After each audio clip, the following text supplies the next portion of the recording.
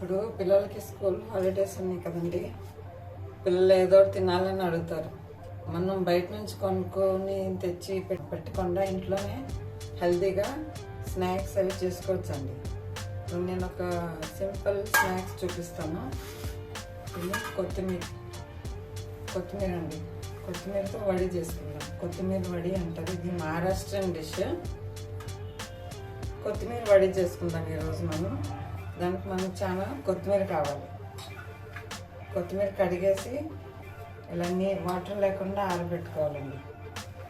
కొత్తిమీర కూడా కాడలు లావు కాడలు ఉంటే తీసేసి మనకి ఆకులే కావాలి ఎక్కువ. లేత కొత్తిమీర ఉంటే ఇంకా బాగుంటుంది. ఒకవేళ ముదురుకి కొత్తిమీర ఉందనుకోండి కాడలు తీసేయండి. కాడలు ఉంటే బాగదు. అందుకని ఆకులే తీసుకుందామండి. ఇలా లేత కాడలు తీసుకుందాం. లేత కాడలు ఆకులు ఇది కట్ చేసుకుందామండి. ఎందుకంటే కట్ చేస్తున్నామండి.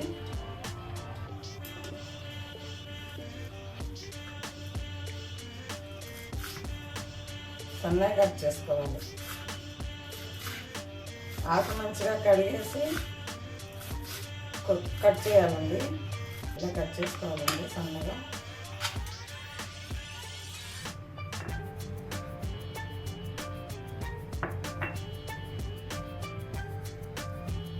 రెండు పచ్చిమిర్చి ఇంకా జీలకర్ర కచ్చా గ్రైండ్ చేసి వేసానండి దీంట్లో.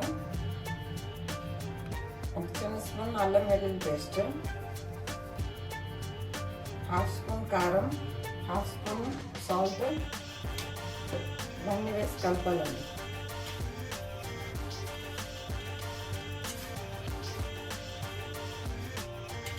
ఈ రెసిపీ నా ఫ్రెండ్ నేర్పించిందండి, సంగీత. నేను కాలేజ్లో చదివేటప్పుడు అన్ని రెసిపీ చేసి ఇచ్చిందండి నాకు. చాలా బాగుందండి. టేస్ట్ చాలా బాగుంటుంది. మహారాష్ట్రన్ డిష్ అండి ఇది. దీనిలో కొంచెం శనగపిండి వేసి కలుపుతాం.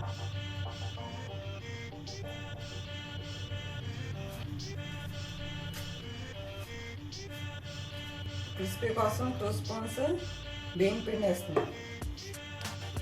2 స్పూన్ల బియ్యం పిండి క్రిస్పీనెస్ కోసం.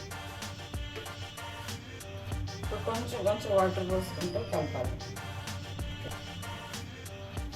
కొంచెం వాటర్ వేసుకుంటూ కలపాలి. ఇదిగోండి ఇంకా కొంచెం పిండి పడుతుందండి, శనగపిండి. ఇంకా హాఫ్ కప్ వేస్తాను. చూసుకుంటూ కలపాలండి పిండి. ఒకసారి ఎక్కువ వేయద్దు. 1.5 కప్ పట్టిందండి పిండి. 1 స్పూన్ ఆయిల్ వేస్తున్నాను. ఇదిగండి ఇలా కలిపానండి. ఇంకా కొంచెం పిండి పట్టిందండి. మీరు కొత్తిమీర అని తీసుకుంటారో దానికంటే కొంచెం ఎక్కువ శనగపిండి పడుతుందండి. కొత్తిమీర 1 కప్ అయితే 1.5 కప్ శనగపిండి పడుతుంది. 2 కప్స్ వరకు కూడా పడవచ్చు శనగపిండి. ఇప్పుడు ఇలా కలిపానండి. ఇప్పుడు దీనిలో కొంచెం తినే సోడా వేస్తున్నానండి. కొంచెం 1/4 స్పూన్ తినే సోడా వేస్తున్నాను. కొంచెం ఇంగు వేసుకుందామండి. శనగపిండి కదా, కొంచెం 1/4 స్పూన్ ఇంగువ. ఒక 5 మినిట్స్లో పక్కన పెట్టుకుందాం. మరీ డ్రై ఉంచొద్దండి పిండి. ఇలా మరీ డ్రై ఉంటే కదా గట్టిగా వస్తుందండి. దీన్ని మనం స్టీమ్ చేసుకుందాం. ఒక ప్లేట్లో వేసుకొని స్టీమ్ చేసుకుందాం. స్టీమింగ్ కోసం కుక్కర్ పెట్టానండి. ఇప్పుడు మనం దీన్ని సెట్ చేసుకుందాం. ప్లేట్కి ఆయిల్ అప్లై చేయాలండి. ఇది 2 వేస్లో చేస్తారండి. ఇలా సిలిండర్ షేప్లో కూడా చేసుకుంటారు. ఇలా సిలిండర్ షేప్లో కూడా చేసుకుని దాన్ని బాయిల్ చేసుకుని కట్ చేసుకుని ఫ్రై చేస్తారు.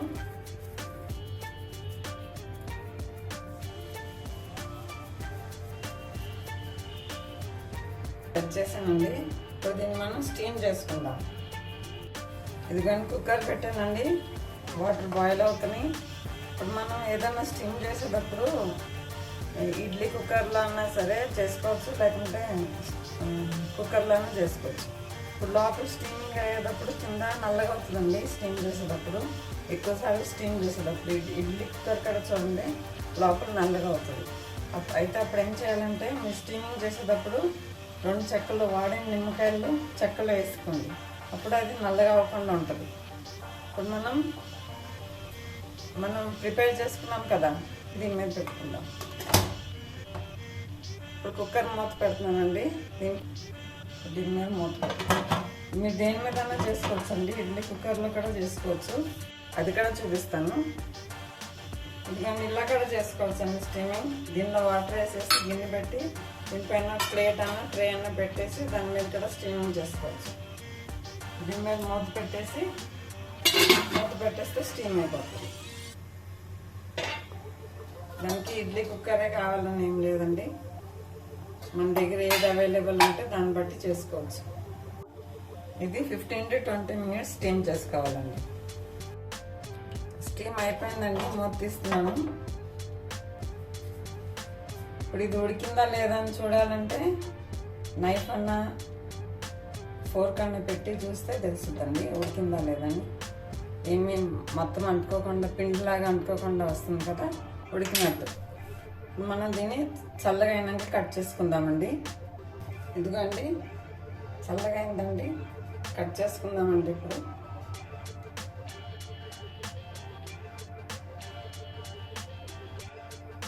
ఇదిగోండి కట్ చేసానండి.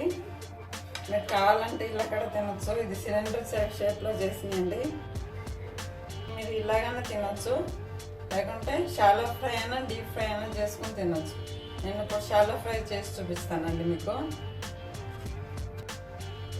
ఇవి ఇలా తింటే కూడా చాలా టేస్టీగా ఉంటాయండి. ఆ కొత్తిమీర ఫ్లేవర్ సూపర్గా ఉంది. ఇప్పుడు షాలో ఫ్రై చేస్తానండి. ఎందుకంటే ప్యాన్ వేడెక్కిందండి. ఇప్పుడు ఒక్కొక్కటి ప్యాన్లో వేస్తున్నానండి. ప్యాన్ ఫ్రై చేస్తున్నాను. మరి ఆయిల్ వేడెక్కువ అవ్వద్దండి, మీడియం హీట్లో ఫ్రై చేసుకోవాలి. ఒక సైడ్ ఫ్రై అయ్యిందండి, తిప్పుకుందాం.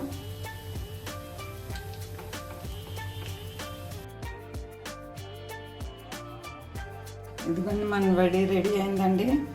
ఇది డీప్ ఫ్రై చేసుకుంటే 1 week వరకు నిల్వ ఉంటాయండి. షాలో ఫ్రై చేసుకుంటే 4-5 days నిల్వ ఉంటాయి. పిల్లలకి ఇలా క్రిస్పీగా లోపల బయట నుంచి క్రిస్పీగా లోపల మెత్తగా ఉంటుందండి.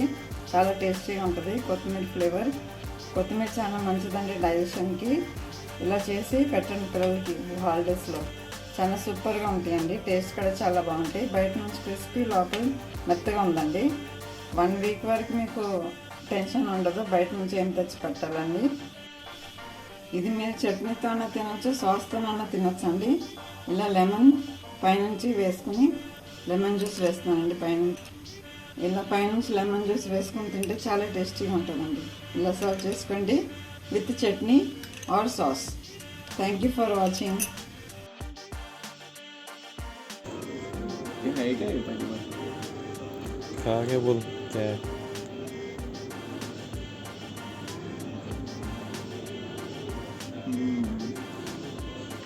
मस्त आहे रे.